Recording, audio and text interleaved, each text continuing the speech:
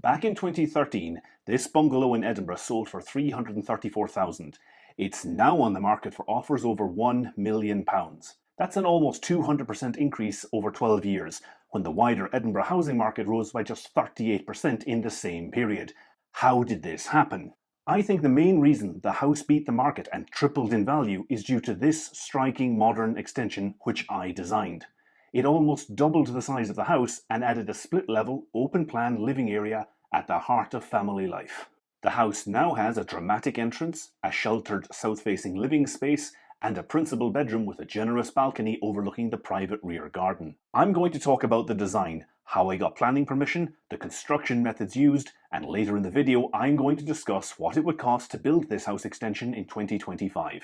I'm also going to talk about the one thing I would change about this project if I designed it again today, so stay tuned for that. There are chapter timestamps below if you want to jump ahead. Let's get started. The original house. The bungalow was built in the 1960s, and at some point the attic was converted into a studio. The owner was an artist, and they incorporated this long, thin hatch into the floor to move large paintings up and down, avoiding the narrow staircase. They also created these odd-looking mansard dormers. I've never seen anything like these before or since. By the time my client bought the house, it had been unoccupied for several years, and the garden was overgrown. Now, this is often a bad sign because unused homes can have severe damp and rot issues due to lack of heating, ventilation, and nobody doing maintenance, but my client spotted an opportunity. He knew that if a home had been unoccupied for more than 2 years, any renovation or extension to the property would pay just 5% VAT and not the usual 20%. As of 2025, this rule is still in place, but if you are thinking of using it on a project, you need to take professional advice from an accountant or tax specialist because VAT is tricky and the rules on this are complex. The site had potential, a sizable private garden at the end of a cul-de-sac, and it was sheltered by a nearby hill. But the existing layout was awkward and it wasn't very welcoming. The main entrance door was hidden down here, and the difference in height between the outside and inside was significant. My client felt he got the property at a good price and could do work to it at a reduced rate, so his budget would go further. But how would we turn this weird little bungalow into a modern family home? Designing the house extension. On paper, the existing house had most of what the client needed. It had 3 bedrooms and the client wanted 4, but that artist studio in the attic could have been converted without too much difficulty. The problem was the living space and kitchen. They were just too small, and the entrance was cramped.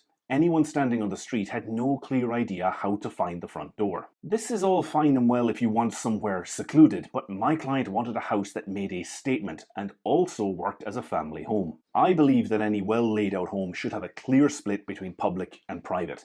A guest should not have to walk past bedrooms, bathrooms, or stairs to get to the main living area. For this to work, the entrance should lead directly into the living space, and for that living space to function, it should have all the things necessary for family life: a kitchen, a dining space, and a seating area. The problem is, it's very easy to create a soulless open-plan space if it's just one big square room. No matter where you sit, you always see the dirty dishes in the sink. There's nowhere to hide. For an open plan space to feel right, it needs to be subtly divided.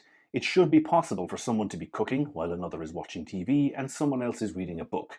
Everyone can be in the same room but not get in each other's way. An L-shaped open plan space is one way to do this, but in this project I had another problem on my hands. The basic concept for the home was to renovate the existing house and fill that with bedrooms, then put the living spaces in the new extension. The trouble is, the floor level in the existing house is about 1 meter above ground level at the driveway. The further we extended the house towards that driveway, the bigger the difference in level between inside and out. The client and I agreed that half a dozen steps leading up to a front door wouldn't be very inviting, so I came up with this split-level design. The entrance door would lead into a living area, which itself would be open to the rear garden. From the living area, you could climb up a few steps to the kitchen and dining space, on the same level as the rest of the house. Because the living area was 1 meter below the main floor level, it would be possible to have a mezzanine above without that mezzanine being a whole story taller than the kitchen. This open plan space is split across 3 levels. It allows the main door to the house to be level with the driveway and the mezzanine to cantilever over the south-facing patio doors to the rear garden, providing shelter and shade. Now, the idea of shelter and shade is central to this design. The house now has several intermediate zones, not fully inside or outside, and I think this is a feature we should make more use of in the UK. The principal bedroom has a sheltered deck with a balcony overlooking the rear garden. That balcony, in turn, shelters the rooms below. The mezzanine cantilevers over the living room patio doors, creating another sheltered deck. And to really set off the design and give a strong visual signal that this is the entrance, I created a cantilevered roof over the front door. Sheltered intermediate zones like these allow people to be outdoors more often than they otherwise would, and I think it gives an extra dimension that is usually missing from homes in the UK. On the inside, the original house contains the more private spaces. We created a new stair with its own dormer, which is filled with natural light, and a second living space, which is great if you want to work from home, or as a breakout space when hosting larger groups at the house. If you're wondering why we didn't just demolish the house and start again, it didn't make financial sense. New houses don't have to pay any VAT, but this project only had to pay 5%. Plus, I believe the most sustainable building out there is the one that already exists, and it would be wasteful to knock down a house just to build another one, so we adapted the original and gave it a new lease of life. Of course, a nice design is all well and good on paper, but to build it, we needed planning permission. Creating a large modern extension in a suburban street is usually easier if it's at the back of the house. This design is on full public display at the end of a cul-de-sac. It's a tall structure, relatively close to the boundary with the neighbour's house, so how did I get planning permission? This design posed two big risks. The extension was visually very different from its surroundings, and it might overshadow the immediate neighbour, reducing the amount of light reaching their windows and garden. Back in 2014, I wrote a design report as part of the planning application. In it, I addressed these two issues head-on. The fact that the extension looked different from the other houses on the street wasn't actually a problem.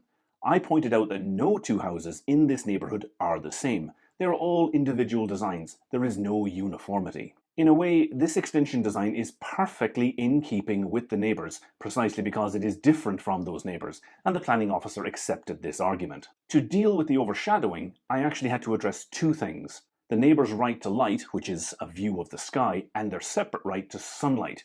These two rights are sometimes confused, but they are dealt with differently by the planners.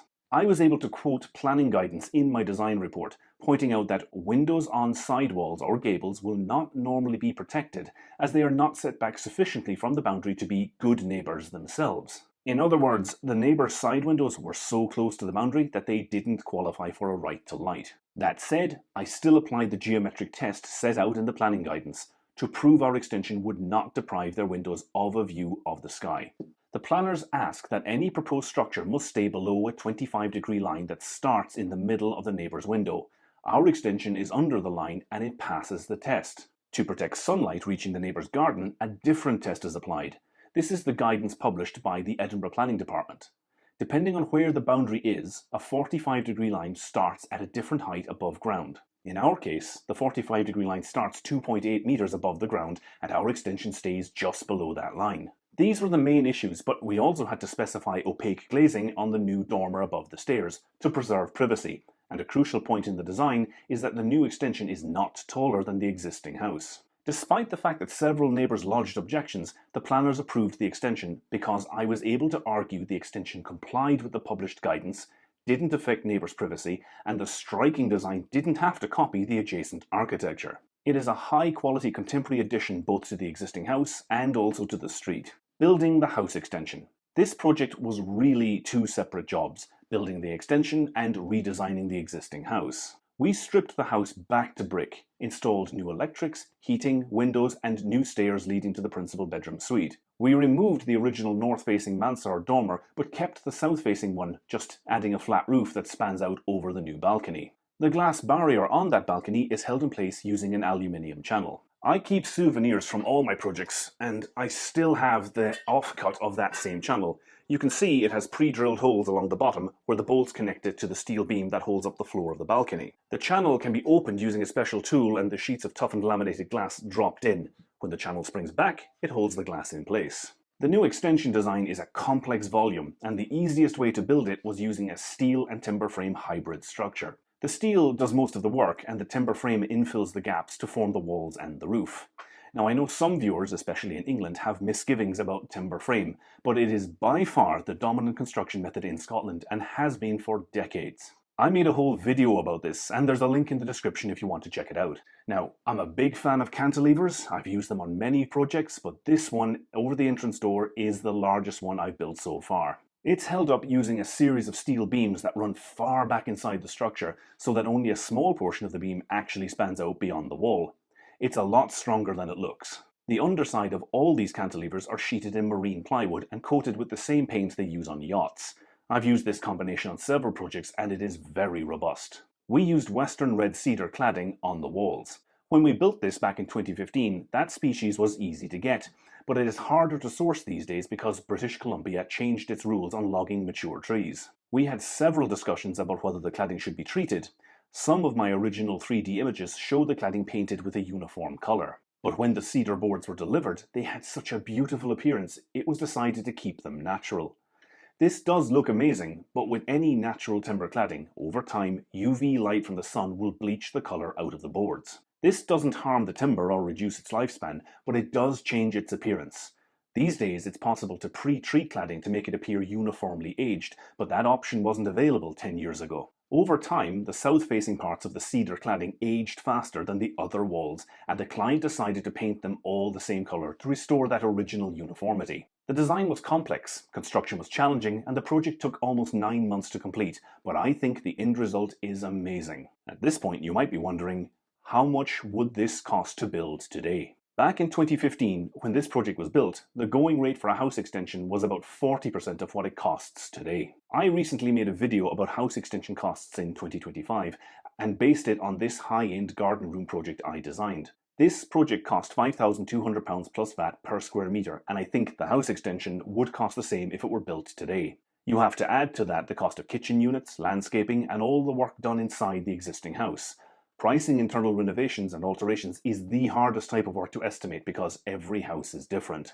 In reality, if you wanted to take on a project like this today, you would need to have a minimum budget of £500,000, and even then, you would have to make compromises on the standard of fit and finish. There is one thing I would change about this design. I am very proud of this design and how it turned out. It's one of the few house extensions I've created that is visible from the street. But if I were designing this project today, there is one feature I would change.